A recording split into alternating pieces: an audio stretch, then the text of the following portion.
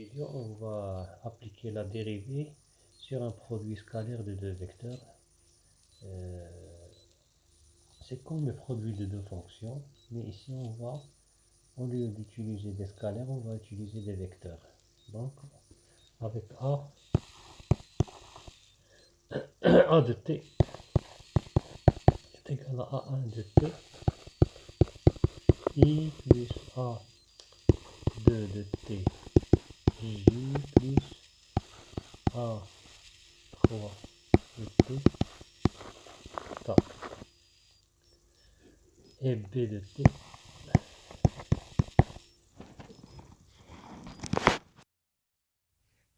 est égal à B1 de ti plus B2 de tj plus B3 de t, k. Ici on a une coordonnée, on a les coordonnées cartésiennes ijk. Donc d de i sur dt est égal à d de j sur dt est égal à d de k sur dt est égal à 0. Donc ce n'est pas la peine de dériver les a, les i et les j et les k.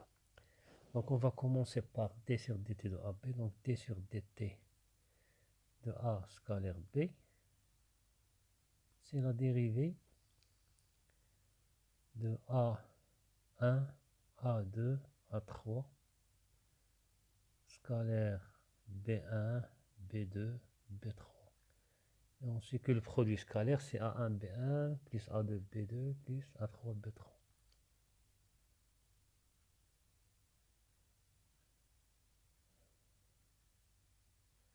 Donc, qui est égal D sur dt de A1, B1, plus A2, B2, plus A3, B3. Parce que le produit scalaire, c'est un scalaire, c'est pas un vecteur. Donc, est égal, c'est D sur dt de A1 fois B1 plus A1 d sur dt de B1, donc ça c'est le premier, le deuxième, plus d sur dt de A2 fois B2 plus A2 d sur dt de B2.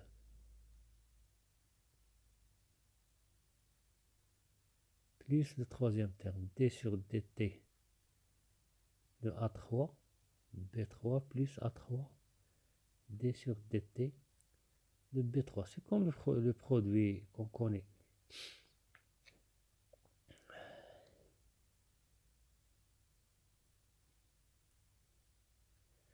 Donc, qui est égal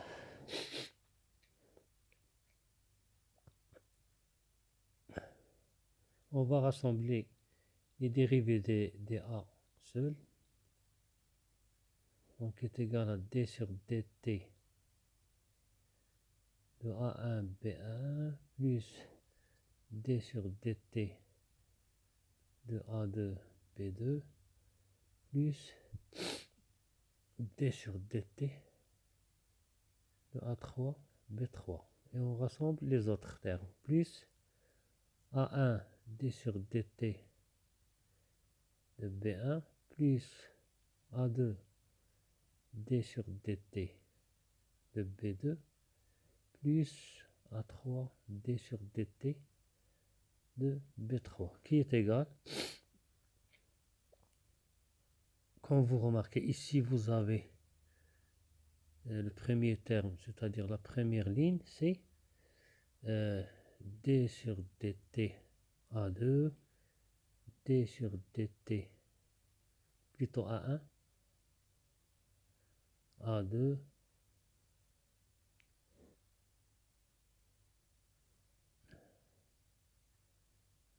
on peut les écrire comme ça.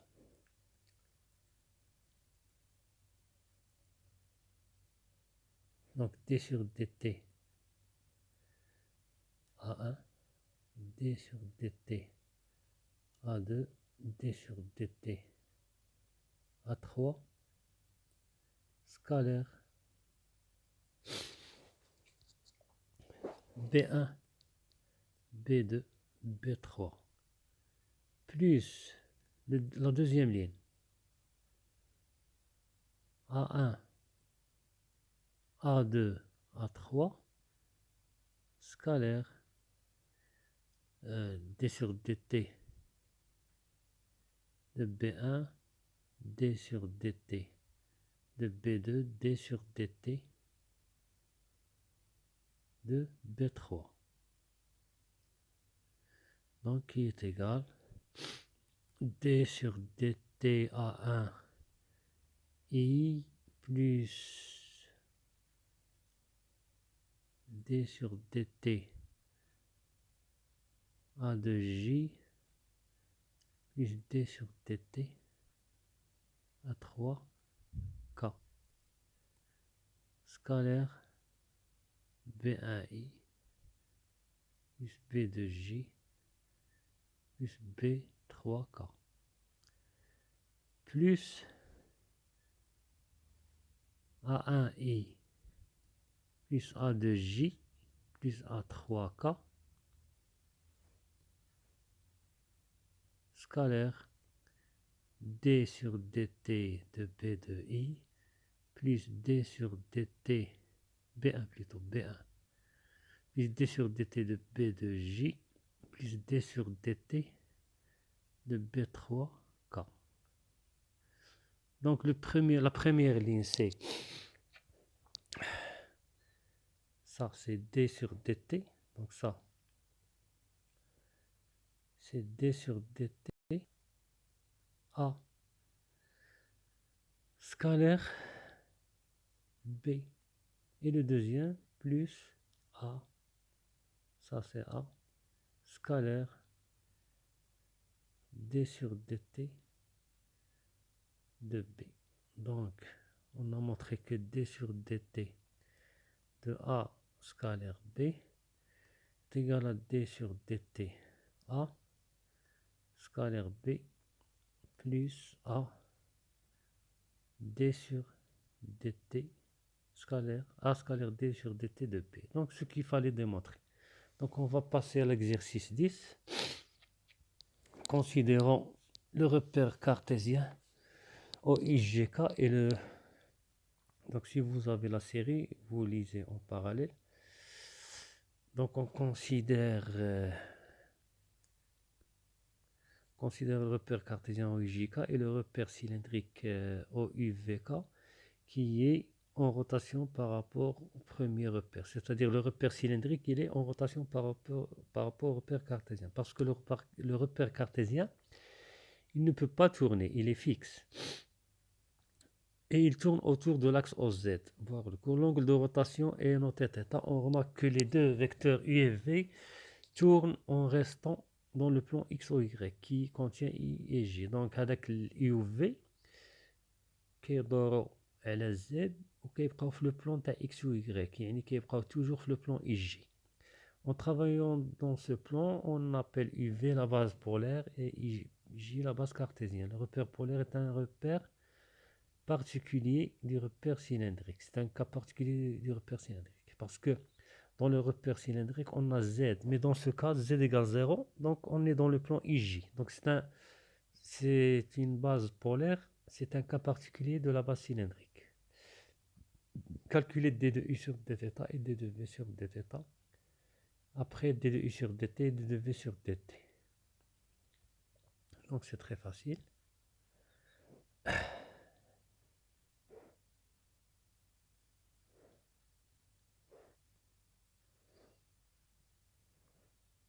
Exercice. Donc on est à l'exercice. Exercice 1, 10. C'est-à-dire exercice 10, série 1.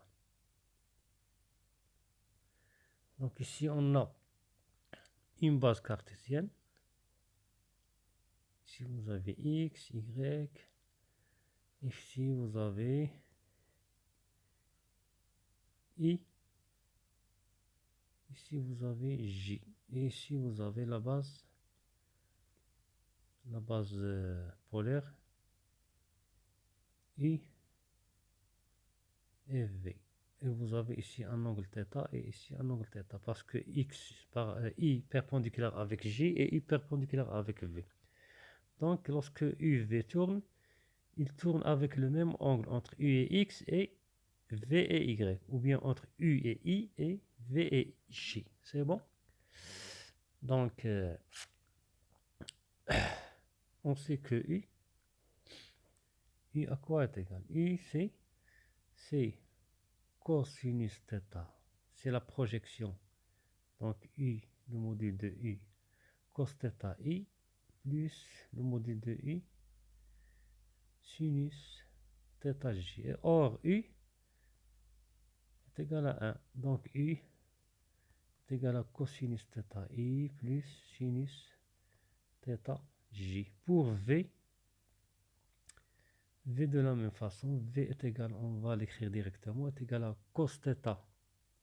Donc il a un cosinus θ avec J et un moins sinus θ parce que la projection sur X, ici c'est, voilà le sens positif. Ici c'est le sens négatif. Donc c'est moins sinus θ I plus cosinus θ J. Donc on peut écrire la base polaire en fonction de la base cartésienne est égale à cosinus θ, sinus θ, moins sinus θ, cosinus θ fois IJ.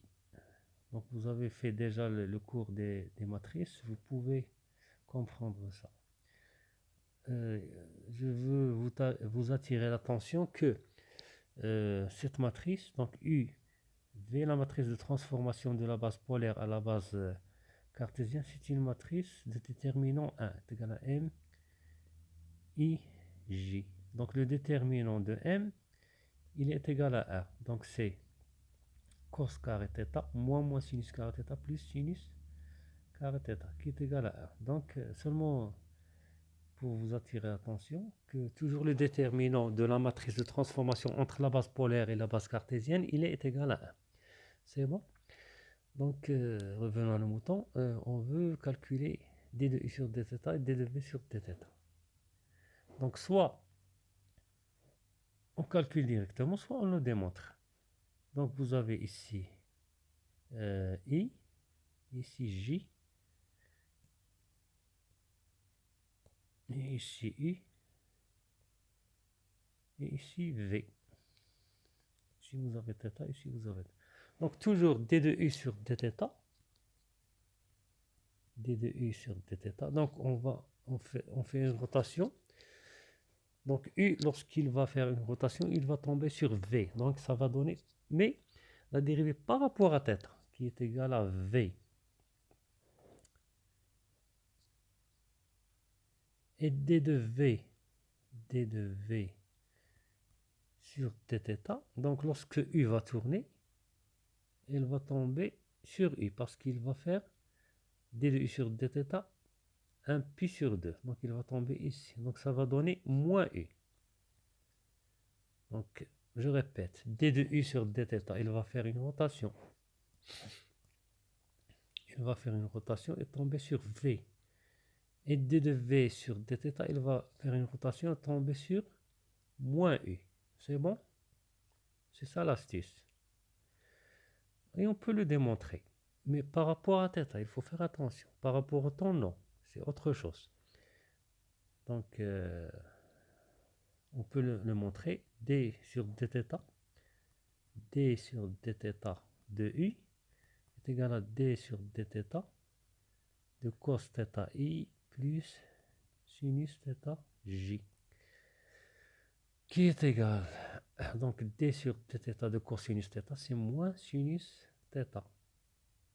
Et ici, c'est un vecteur, sa dérivée est nulle. Donc, on ne va pas s'intéresser à la dérivée de I et de J, parce que d de I sur dθ égale d de J sur dθ. I et J, ils sont immobiles. Ils ne tournent pas. C'est seulement UV qui tourne. UV de vecteurs tournants.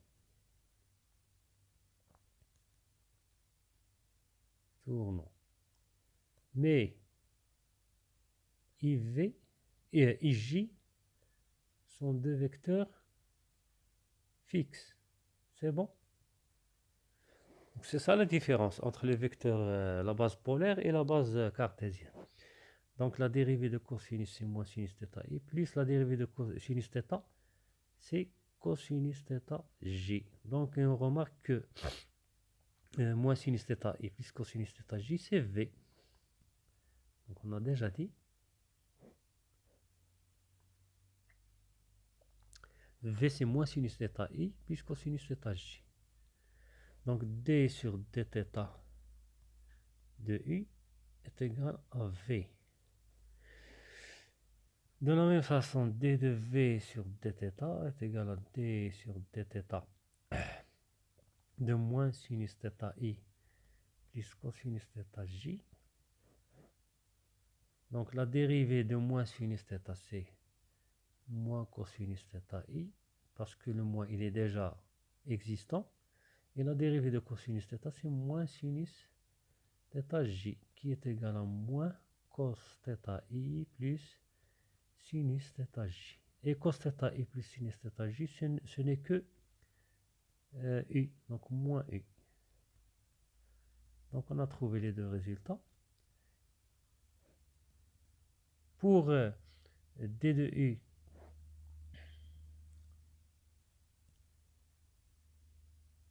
d de u sur d de t, d de u sur d de t à quoi est égal? Donc en travaillant dans un cas plan, on appelle UV la base polaire et la base cartésienne, calculer d de u sur d de t. Et sachant que l'angle θ est une fonction du temps, donc θ c'est une fonction du temps, calculer d de u sur dt et d de v sur dt. Donc d de u sur dt, c'est d de u sur dθ fois dθ sur dt. d de u sur dθ, on l'a déjà calculé.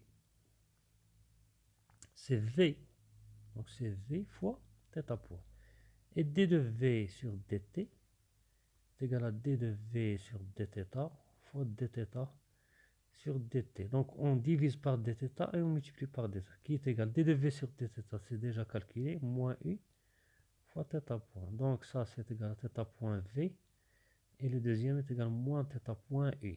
C'est bon?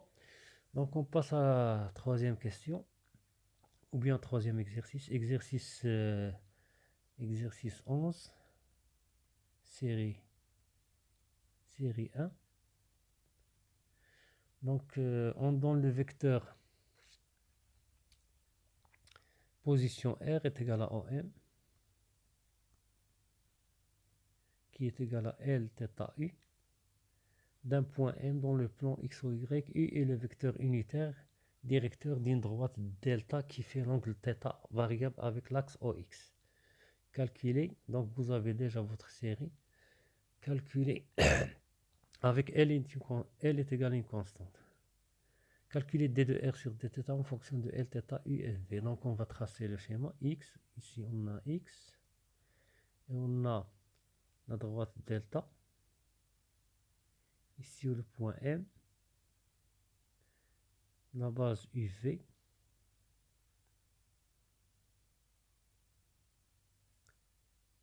UV. Et ici vous avez l'angle θ. Ici vous avez O. Ici vous avez I. Donc il y a un angle θ entre U et I. Ici vous avez R. U, donc U, R. On a le vecteur R. Le vecteur R. Ici vous avez I. U plutôt. Ici vous avez donc je vais changer les couleurs. Ici on a U. Ici on a V. Donc UV c'est une base polaire, je suppose. C'est bon. Calculer d de R sur dθ en fonction. Donc d de R sur dθ. D de R sur dθ en fonction de L en fonction de L, θ, U et V. C'est bon? Donc d de R sur dθ est égal à d sur dθ. On a R à quoi est égal? R est égal à OM est égal à R est égal à R ou bien est égal à L LU. Lθu plutôt. Parce que c'est donné. R est égal à OM est égal à Lθu. C'est bon? Voilà. R est égal à Lθu. Qui est égal. L c'est une constante. Voilà. L c'est une constante. Donc il reste θu. est égal à L d sur dθ. Dθu. Donc je vais changer la couleur. Et le stylo. Mon stylo préféré. Qui est égal. D de R sur dθ est égal à L. Donc d sur dθ sur dθ U plus, ici on a un produit, θ fois U, plus θ d de U sur dθ. Donc est égal à L, donc dθ sur dθ c'est 1, ça va donner U, plus θ d de U sur dθ, ça va donner θ point,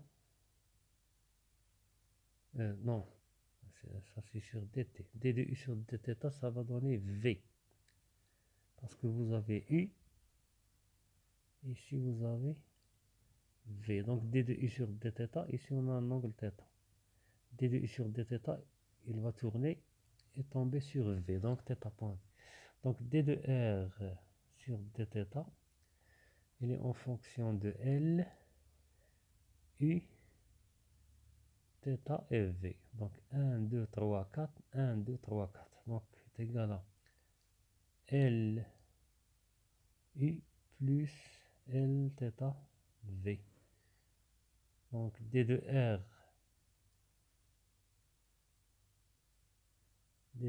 sur dθ est égal à L, Lθ dans la base U, V. C'est bon? C'est très simple. Donc petit b, représenter petit b, représenter le vecteur d de R sur dθ d'origine M. Donc ici on a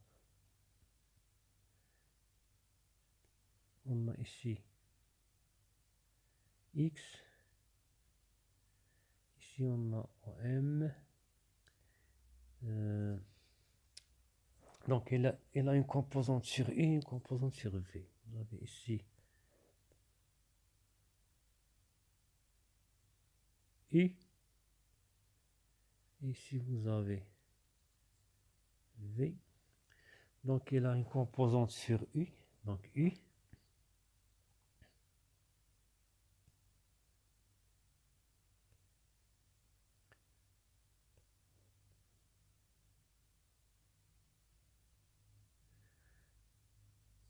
donc sur U il a L, et une composante sur V, Lθ.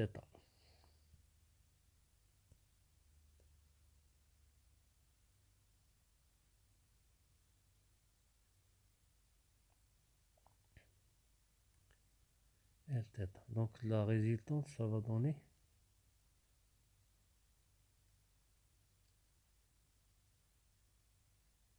notre vecteur d de R sur dθ. Et ici on a un angle bêta. Ici vous avez un angle θ. Et ici vous avez Lθ qui est égal au M. C'est bon? Ou bien R. Parce qu'on a déjà, R est égal à OM égale Lθ. C'est bon? Donc, je vais l'écrire correctement. C'est un peu égal à OM. qui est égal à R, la norme de R. C'est bon. Ou bien on peut l'écrire en vecteur. Si on veut l'écrire en vecteur, c'est L θ U. C'est L θ U.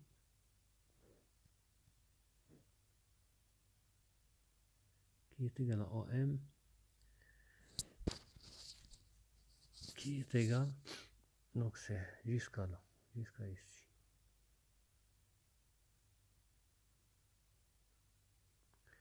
OM qui est égal à R. C'est bon. Et ici vous avez seulement L. Donc, deuxième question, représente le vecteur des R sur dθ d'origine M, voilà.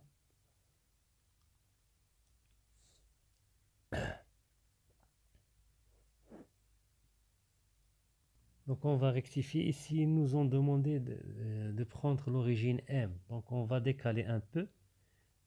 Ici vous avez X, ici vous avez M. Donc on va décaler. Ça va devenir ici L, LU. Et ici Lθ, Lθ-V. Ici vous avez U. Et ici vous avez V. Donc voilà V. Et voilà U. Seulement on a fait une translation. À la place de l'origine O, on a pris l'origine M. Donc ici vous avez notre vecteur résultant d de R sur dθ. C'est bon. On peut considérer que ça c'est un point M. Ici O, non, c'est pas grave. Donc d'origine M, c'est bon. Dans la question C, ça c'est la question B. La question C. La question C. Calculer d de R sur dθ. La norme de calculer la norme d de R sur dθ. Donc d de R sur dθ est égal à racine de. Ici vous avez L. Donc LU. L au carré.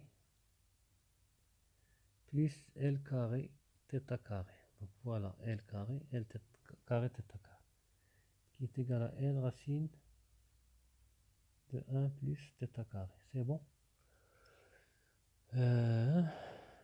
Et l'angle bêta entre D de R. Donc bêta entre D de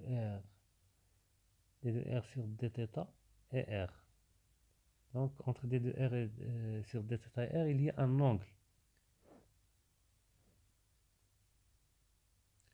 Voilà entre voilà D de R sur dθ, le voilà. Et voilà votre R. C'est bon. Donc c'est un angle bêta. Si on met tangente bêta à quoi est égal? Tangente bêta est égal à le côté, c'est le sinus sur le cosinus, c'est-à-dire le côté opposé, c'est Lθ, voilà Lθ,